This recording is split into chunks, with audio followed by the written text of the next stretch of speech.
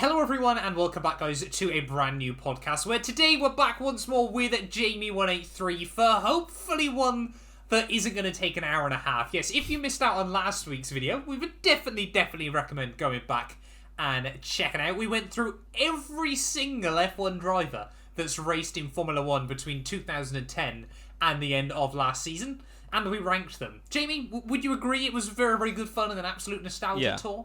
It was incredibly good. It was incredibly long, but it was enjoyable to do, and I hope you enjoyed it as well.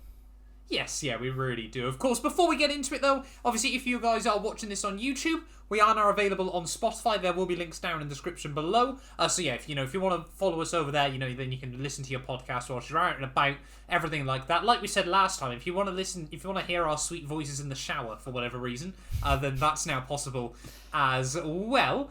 But as well, of course, if you're after Formula 1 merch, there will be links down in the description below. Currently still, the F1 site has got still the ongoing sale, up to 40% off selected lines. So, if you're interested in that and you do go through the link below, it really does help us out as well there. But this week then, Jamie, F1 definitely now has hit its dead point. As someone like myself that spends a lot of time having to look through YouTube analytics, yeah, Formula 1 is at its quietest time of the year now.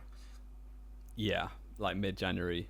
Not really much going on. Teams have started to announce dates for car reveals, which is about as exciting as it gets at the minute.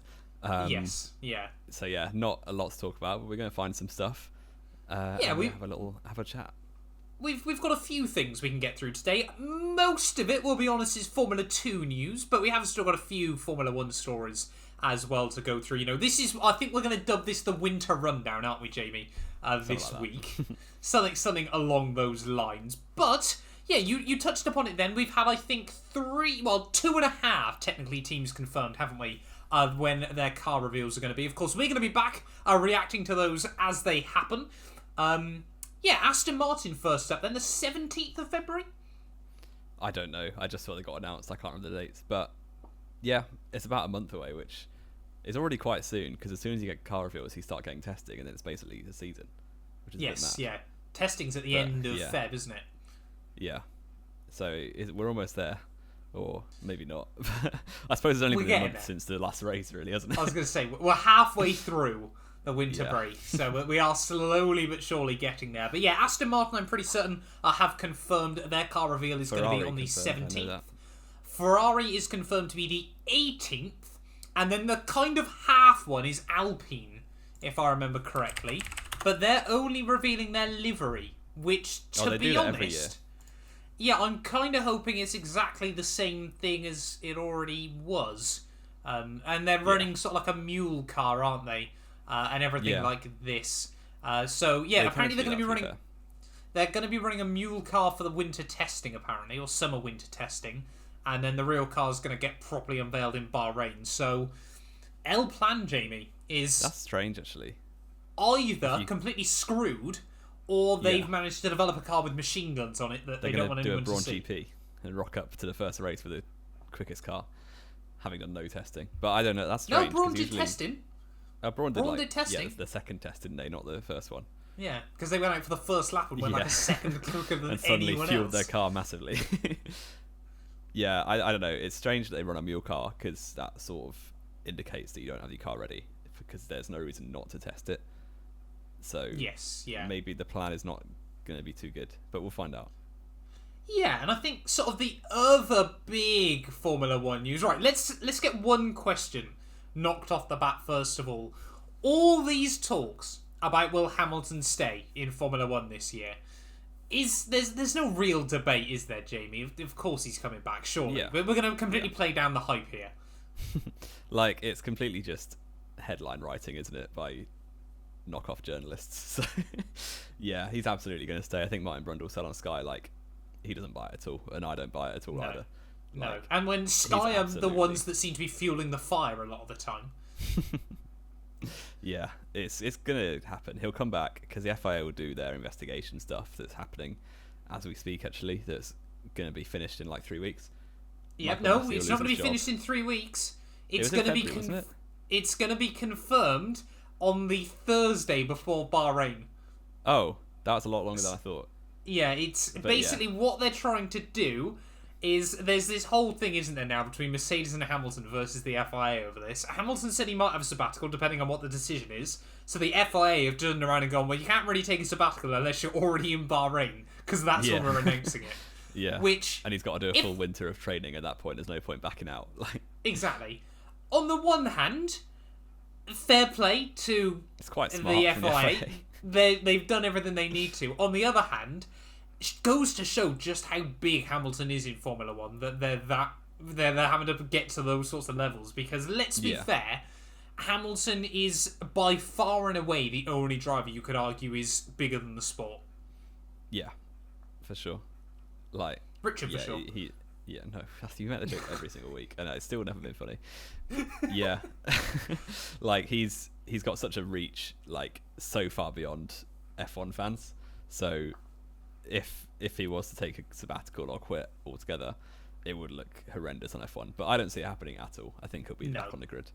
No. Maybe we'll see Hamilton take world title number 8 this year and then call it quits, go out on top. That remains to be decided. He's still got a contract for 2023 though, doesn't he? Just 2022. No, it's moment, he signed a 2-year one. He signed a 2-year one at the start of last year. Nah, it was 2023 for sure. I remember. I'm not 100% sure on that one, but I'm going to allow you to believe you're right for now. I thought he just signed for 2021 and 2022. Okay, fair enough. I was wrong then. So, other bits of Formula 1 news. It's been a weird couple of weeks, hasn't it, JB, for the most part? First of all, we got the confirmation. Was it? I can't remember if it was out of the blue or not. Obviously, of Otmar Safnauer announced he was leaving Aston Martin. The weird thing was, when I read that, was I already thought I knew that, which I was very confused by. Whether it had just been rumoured or hinted at beforehand, I don't know, but for some reason I think that was the case. Yeah. I felt like I already was expecting that news. There wasn't... It didn't feel like there was much of a shock. I think it was rumoured that he was going to Alpine already, which is what the rumours still are now. So everyone was like, this is sort of confirmation of what we already thought was happening. It's a bit of a shame, I think. He's been there, right from when it's Force India, I think. Earlier days. I don't think it's quite that far back. You talk more about him. Yeah, so he's done very well for that team. Obviously, they won a race, which they've never done before. Anyone else's leadership, with Perez and Sakir, that 2020. So he's done good. He basically steered a very low-budget team to be very consistent and good in the midfield. So, I mean, Alpine isn't a low-budget team, but they are in the midfield, so maybe he'll do a good job there. We'll have to wait and see. But always like with managerial changes in F1 especially, they take a while to kick in terms of putting their stamp on things, so maybe it won't be instant. Yes, so he steered Force India to their first win, but joined after their first pole. Yeah, but their first pole was like super long ago. It was their only pole, wasn't it? October 2009 he joined. He also, I've just learnt, raced in the USF 2000 series in the US, which I think is quite cool. Wow. But yeah, like you said though, links heavily with Alpine. You know, L-Plan is slowly coming into place, and that's when we sort of roll into our next piece of news. Then all of these kind of tie together in a bit of a weird way. Budkowski confirmed to be leaving Alpine, and like we said, we're really not sure why, particularly. Yeah. Whether he's left or whether he's been dropped. I got the sense he'd been dropped. I get the sense he's been dropped just because of the team photo from Abu Dhabi, which was taken the day of his dismissal, or when he was told he was getting dismissed. So if you look back at the team photo from Abu Dhabi for Alpine, he's there with his middle finger up at the camera, very subtly. Yes, very, very well done to him. Yeah. Because I don't think anyone had noticed, had they? I don't think anyone noticed, no. And he's also sat right next to Danny Kvyat, which again, I don't think anyone noticed. Oh, really? I didn't notice that, actually, even now. But, yeah, I think it's a bit of a shame for him. Like, they kept Cyril at their team when he was underperforming for years. Marcin Budkowski did all right for a year, kept it, 5th in the championship when they probably shouldn't have really been there with the car they had. Yeah, AlphaTauri definitely should have beaten him. Yeah, I guess, Otmar is definitely a better team principal, so I guess they have upgraded, but it feels harsh. Yeah, but again, it depends how Otmar's going to settle in, doesn't it? Yeah, it's always difficult changing team principals, because where was it that Fred Vasseur went that didn't suit him at all? He was at Renault. He was at Renault, yeah, wasn't he? And then it was like way too corporate for him because he's a bit of a laid-back team principal. It just didn't work. So he's basically a lad, is Fred Vasseur. Yeah, Fred Vasseur is probably my favourite team principal on the grid.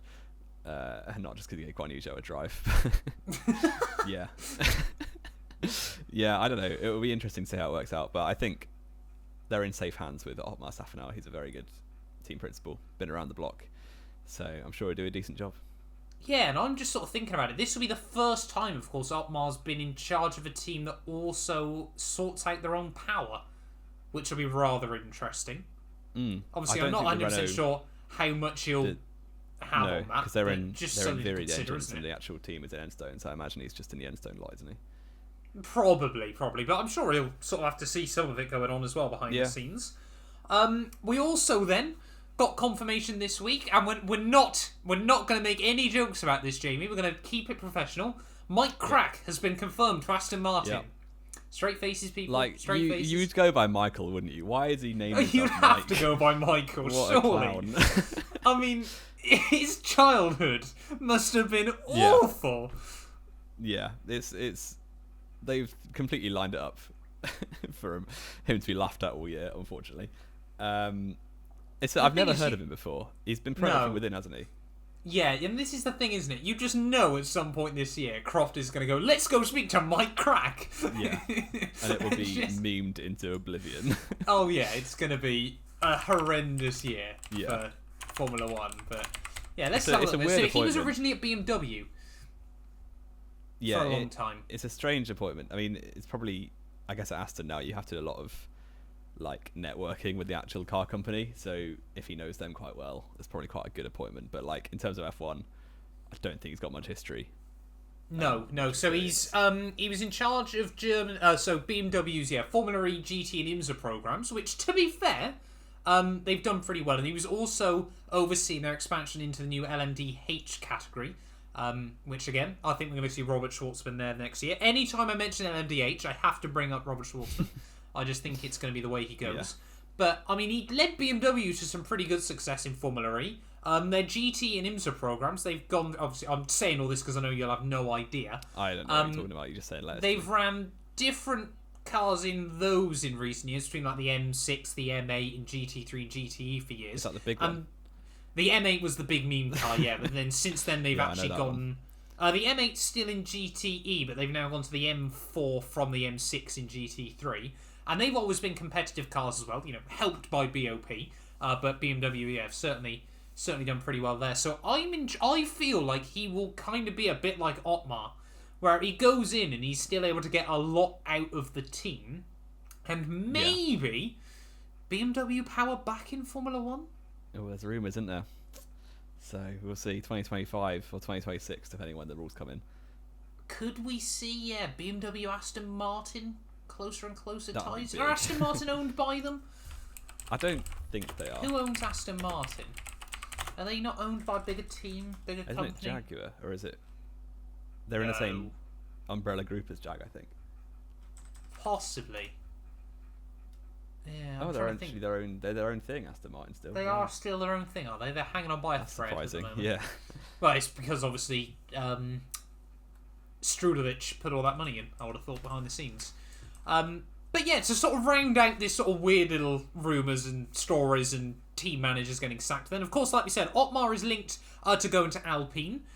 Alain Prost, 4-time champion, has also left Alpine as well. That's been confirmed just about an hour before we're recording this, so that's going to be rather interesting to see. Yeah. Whether it'll make much difference, I've always sort of thought it's nice to see a lot of the ex-Formula 1 drivers at different teams, but whether it's going to make that much difference performance-wise is another question. You doubt they're really doing much, maybe apart from the drivers enjoy being around them. Yeah. But they won't do much for the team, really. No, we'll wait and see. I mean, Alain Prost led Prost GP to so much success anyway, didn't he? Yeah. But still. Yeah, so, a few weird and wonderful little news stories. Then, like we said, it's been where all the drivers got confirmed, like with 6 weeks to go last year. It's kind of all been a bit odd, hasn't it, over the last few weeks. There's just been no sort of speculation or rumours or things like that. Formula One is like the off-season now. It doesn't exist because there's not enough time. It doesn't exist because there's nothing going on. And silly season happens in like April, so the summer silly season doesn't exist either. No, exactly. It's kind of insane nowadays. But that does mean we get to shine a bit of a light on Formula 2, doesn't it, Jamie? Which, if anything, we're pretty happy to do as well. Yeah. And they've actually got a good format this year, so it'll be a lot better to watch. Yeah, we don't have to bang on every week about how woeful the F2 format is once again. So we've got basically every driver in Formula 2 has been announced in the last 4 days. So it's probably easiest then, Jamie, if we just run through all 11 teams. First of all, of course, Van Amersfoort, VAR Racing, have been confirmed to be racing in F2 this year. They have taken over from... Who is it they've taken over I believe. from? No? High-Tech is still there. Campos is still there. Who have they taken over from? It is... Oh, that's going to really bug me. Are they not just a new team? Yeah, but there was 22 cars last year, wasn't there? Yeah, now there's 22. Oh, no. Yeah. Who have they taken over from again? This is really bad podcasting from the pair of us. Yeah. 2021. Go. They've taken over from someone. I know as soon as you tell me, I'm going to remember who it was. Well, HWA, Race Lab. Yes. That's the one, because I was trying to remember who Delayed a Race for last year. You can tell I've been playing a lot of F2 on F1 2021. So yeah, Van Amersfoort, I'm not going to be able to get that name right. A Dutch team. Have their Dutch team, yep, they've confirmed Jake Hughes to their car. 27-year-old Jake Hughes. In the junior sport, yeah. Why, still? Bless him. I The have thing no is, idea. on the one hand, you can't hate Jake Hughes, because unlike a lot of these other guys that have clearly got far more money than skill, he's not a weirdo or a bad person outside of the track, avoiding naming any names. So I don't hate the decision to have him there. He's going to guarantee that VAR are probably in the sport for at least 1 year. They're not going to have financial difficulties getting some. And he's slightly capable. Like he's not offensive like Raggers or Calderon were back in the day. No. Like he will do a decent job. He got a few points here and there, but he's just 27. Oh, you'd certainly hope so, wouldn't you? Yeah. But you can't look past the fact he's older than half the F1 grid. He's never going to get into F1, so what's the point of being F2? Yeah. I guess not many of them actually do, but he's never going to... he's not got potential. He's basically, that is his career, just racing in F2, which is not the point of F2. Yeah, keeping junior seats funded. Get him in an LMDH, I reckon, is the way to go. That's a good solution to any driver who can't get into F1. Pretty much any okay driver, LMDH or LMP2, is the key nowadays. Let's go through then all of the teams, Jamie. Of course, we've already confirmed VAR's single drivers so far. Let's go hype time. All aboard, Prima Racing. It's time for the Hauger hype train, Jamie. Finally, we're going to see him in an F2 car after his dominant F3 campaign. Obliterate everyone. It's weird that we both like a driver, isn't it? It doesn't happen often. Yeah. AlphaTauri 2023, he's coming for you. He's going to win the title already. Oh, he's guaranteed. In the best team. Guaranteed. He's got a pretty average teammate. It's all sorted. I was going to say, are we going to see Oscar Piastri 2.0? He's better than It Piastri. is a real question, isn't it? He's not better than Piastri. He's very good, but yeah, I think it'll certainly be interesting to see how he gets on this year. Like you said, he's got a pretty mediocre teammate with him. Jan Daruvula are confirmed alongside him at Prema. Daruvula? Third season in F2, yes. I think he's won a few races, maybe sprint races, but never really shone. He's always sort of there or thereabouts, isn't he? But you never really get the sense he's going to be able to put up a title threat. Then again, we've always thought that about... Well, Guan Yu Zhou still didn't put up a title threat last year. Well, he did. He did up until about round 4, and then Oscar Piastri learned how to just win all the time. Just has to get pole, that was the important thing. He won 5 feature races. Yeah, because he started on pole in them all. If he didn't do as well in quality, he wouldn't have done as well in the race. But fair play to him. Right, okay. So being rapid in an F2 car leads you to titles. Who would have thought it? Yeah, exactly. I mean, to be fair, Oscar Piastri, I think, got more points on Fridays than people like Roy Nissany got all year. Which is Piastri kind must of have incredible. got, 5 or 6 poles? 20 points from pole positions, yeah. But But anyway, let's talk about Oscar Piastri then. More talk about Jan Daruvula. Could this be the year he puts up a bit of a title challenge? Do we want to think so. Or are we going to see how good just wipe the floor with him? I think is he going to be one of those drivers like Schwartzman? He'll be one of those drivers who wins an early feature race and everyone's claiming as a championship threat. Like Guan Yu Zhou did last year. Shut up. I mean, it's exactly what Guan Yu Zhou did last year. It's exactly what he did. But he's not going to get an F1 seat because he's mid. So. Yeah, unless we see some weird new team come in. You and I Virtuosi then up next. This is a lineup that, again, a bit like Prema, really hyped for one of them, could not care less for the other. Why is Sato there? I don't know. He's been in F2. This is his third full season. Third or fourth year, isn't it? And he's never been anywhere. He came in halfway through 2019, and he's barely scored points. Yes, he's been in quite bad teams, but how has he landed a seat in probably the second best team on the grid? Yeah, it certainly begs the question. Far more importantly, though, up the boys, Jack Doohan, explosive towards the end of last year. What was it, P2 on the grid in just his second weekend in Abu Dhabi? I was thinking second in F3 as well, and then competed F2 at the end of the season, didn't he? Yep, did really well in F3, finished second there as well, like we said, behind the Hauger hype train. I think he's going to be one that could rustle some feathers this year. Yeah. He could be like the Théo Pourchaire of this year. Yes, yeah. And of course, I don't think he'll put up a title fight, but he could have some flashes of brilliance here and there. Yeah, I think you look at someone like Hauger and you think this is going to be like maybe the 1 year he needs. You look at Jack Doohan and think he'll do quite well this year, sort of pick up his footing, and then next year will be where he goes for a championship challenge. I think is probably the way Doohan's looking at it. I mean, so was Oscar Piastri was meant to be. Prema confirmed, didn't they, a few weeks ago that he had a 2-year deal with him that obviously he just can't use. Carlin up next then. This lineup I'm pretty excited for. It's going to be interesting to see. Liam Lawson and Logan Sargent. Sargent's got his eyes on that Williams seat, I'm always certain. Yeah. Because he was confirmed recently as a young driver for them. He did decent in F3 a couple of years ago. The year Piastri won it. He only just lost the title in the last race, so he could have a bit of potential. Liam Lawson, obviously quite a known quantity. I don't think he'll challenge the title, but he'll win a few races. That's the sort of driver he is. I think Liam Lawson, he had a lot of bad luck last year, and he also I suppose he's very young as well. Wrecked car, didn't he? Yeah, everyone forgets how young he is. That's the other thing, isn't it? Should have won DTM as well. Let's not forget that farcical end. What was it with 2021? Farcical ends to championships. I'll never quite know. Yep. High Tech next then. They've only confirmed one driver so far in Yuri Vips. He, of course, last year was joined by fellow Red Bull Junior. That was Lawson, wasn't it? Who was alongside him at High Tech last year. Because obviously Carlin now have got Lawson. Carlin had ticked him, Carlin had ticked him, of course. They had ticked him and... Deruvula? Who was the other Red Bull Junior? Wasn't Deruvula? I don't know. Was it Jayan? It might have been Jayan Deruvula, actually. I think it was, could have been right. Yeah, and then, of course, So they've got a whole new lineup ready for this season. ART, of course, have confirmed Théo Pourchaire is back. No one was really surprised by that one, were they? Because, again, Sauber Jr., Fred Vasseur owns ART. It all kind of makes sense.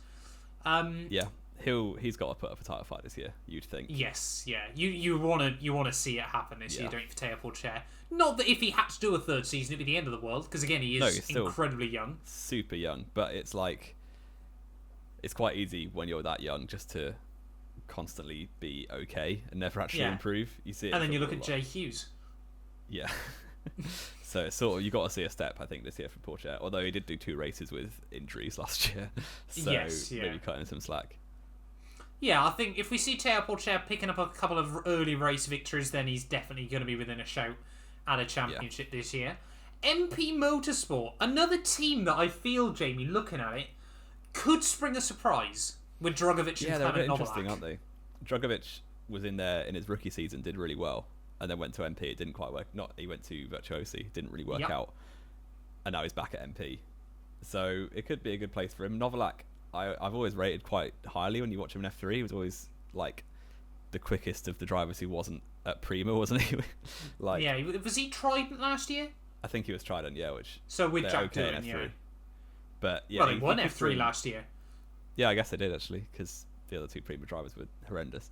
But I think they'll do well. I think MP are that sort of like midfield team that get the odd podium here and there. In F2, they're never really going to win a constructors or a teams championship. But they could do a decent job. But this is the thing, isn't it? MP Motorsport are a team that have really made good steps forward over the last couple of years. Trying to get everyone to forget they did have raggers in the car. And you sort of look at it and think, if they can get a car that Drogovic and Novalak are confident with them underneath them, they could challenge for good, consistent results this year. MP Motorsport, I think, are definitely one we're going to be excited to see. Campos, though, confirmed Ralph Boschung. Great. A waste of a seat. Yeah, pretty much. Sums it up. He's really good for about half a lap a year. And then he's awful. Dams have got an interesting lineup, I guess is the way we're going to word it. Roy Nassani back again. Why? Another waste of a seat. Yeah. And Iwasa.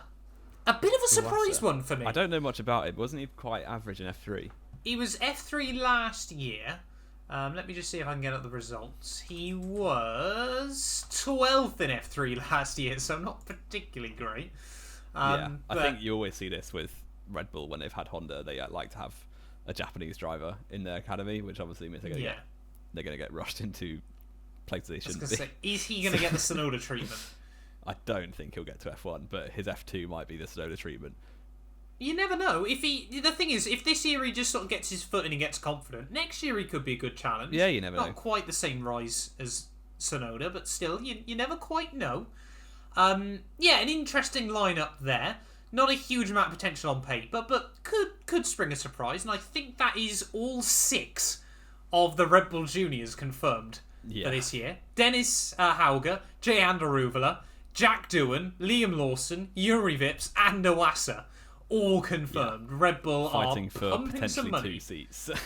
Yeah, it's kind of insanity, isn't it, down at Red Bull still? When you consider Ferrari don't have a single junior driver confirmed this season.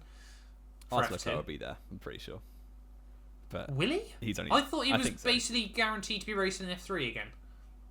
I mean, he's got a surname Leclerc, so he's probably just going to get stuff he doesn't deserve. He was also a maniac last year in Formula 3. Yeah. I mean, Ferrari's academy isn't that stacked. I mean, Red Bull's always has been. Well, Red Bull have just got a huge amount of numbers, isn't it? That's the thing. Yeah. Like, you look at it, with the exception of the Hauger hype train, none of them are wildly, incredible talents. But, a lot of them could still have the potential. Yeah. Yeah. Down to Trident, though, Jamie. We got, is it Callum Williams? Yeah, no son of Britt Ferrari just yet. Is he decent? I don't know much about him at all. I think I was about to say he's Williams Jr., but then I was just reading his surname. He was 19th in F3 last year and 31st in F3 the year before. Wow. That's I mean, Genza are horrendous, which is the team he drove for. Yes. Yeah, that's also very true. Yeah, so we'll wait and see about him. Probably one of the most hyped up drivers then coming into F2 this year, down at Charoux, is Chembol Bassi, Jamie.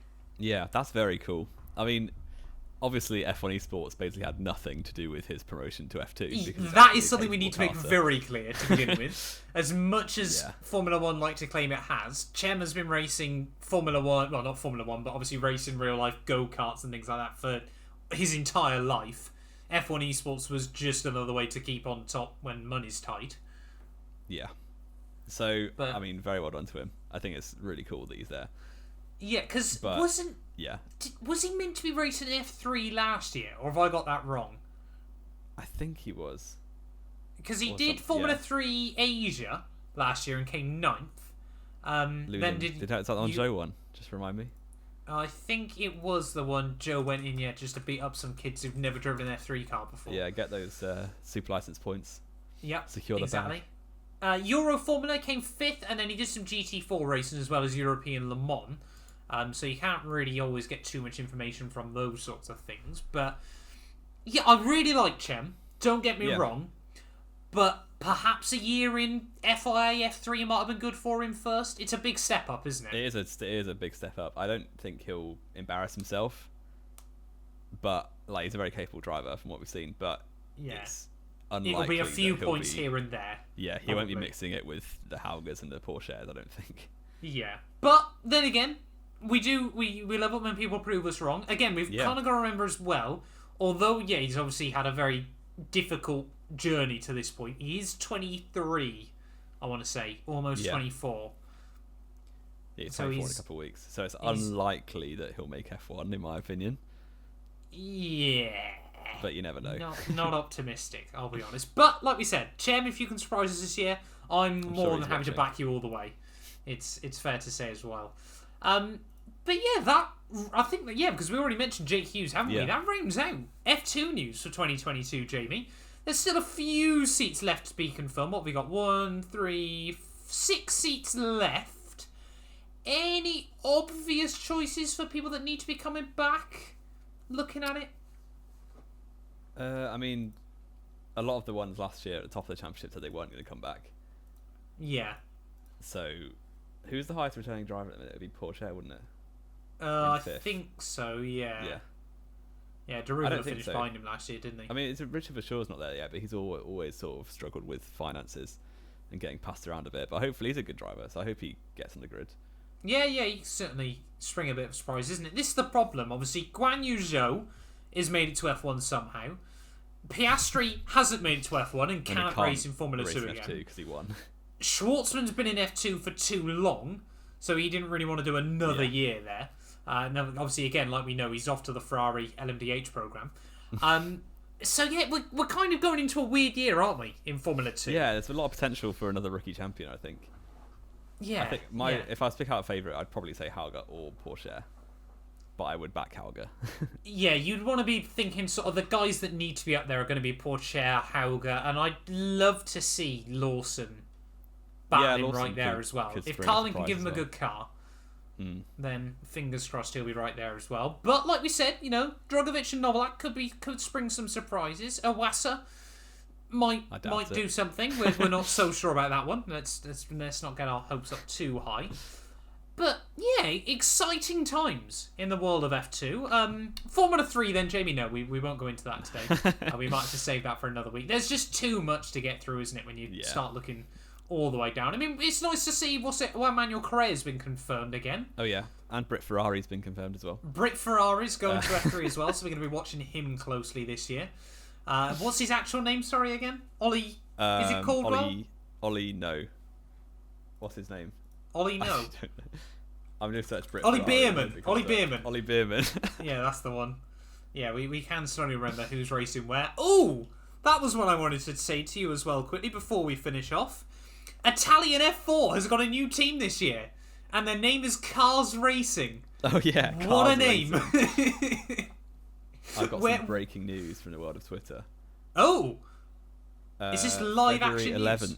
February 11th, McLaren. There you go, another one. Oh, right. There we go then. That's as it's hot off the press. Hot off the press, as they say. I think as they say, yeah. McLaren then confirmed. Is that going to be the full car? I don't know. They usually do full car, so I'd imagine so. What day is the 11th, Jamie? Are we going to be here for a live show? A Friday! I'm off! I can do it! We're going to be back with a live podcast reacting to McLaren. Get in there, up the boys. But yeah, anything else to add then, Jamie? No more hot news? Hamilton's not confirmed his retirement? No, anything unfortunately like that? not. Unfortunately not, eh? Just because Max isn't going to win the title this year. No, I want to see Hamilton back to lose again. So to lose again. Remember, Jamie, every time Hamilton has finished runner-up in F1, he's then gone on to win the next year. Has that happened, what, twice? 3 times. When was the other time? Might be twice up to now. 16. Yeah, 07, 16. Yeah, it was twice. That's it. But still. Yeah. Did he finish runner-up in 2013? No. No, it was Alonso still, wasn't it? Was it? Who Alonso. did finish runner-up in 2013? Alonso was it did. Alonso? Oh, fair enough then. Fair enough. But Hamilton still won the year after that anyway, so who cares? But yeah, I think that might round us up then for this week then. An hour shorter than we managed last week out. But yeah, I think that's been good fun though, Jamie. We want to look, towards sort of F2 and F3 a bit more this year for some extra news. But throwback to one of the first podcasts we did where we allowed Jamie to do an F2 show afterwards. Which was always quite funny. Won the feature race. Only because Guan Yu Zhou won, and then Oscar Piastri started dominating, so you didn't want to do it. And then we didn't do any more after that. No, exactly. We're going to be bringing that back this year, I reckon. But yeah, thank you all so much for listening / watching as always. If you have enjoyed, do make sure you click follow or subscribe. And yeah, we'll be back next week then. We don't know what's happening yet. We might do more winter rundown. We might get confirmed that Red Bull have bought every single F2 junior seat. Who knows? We'll be there no matter what's going on.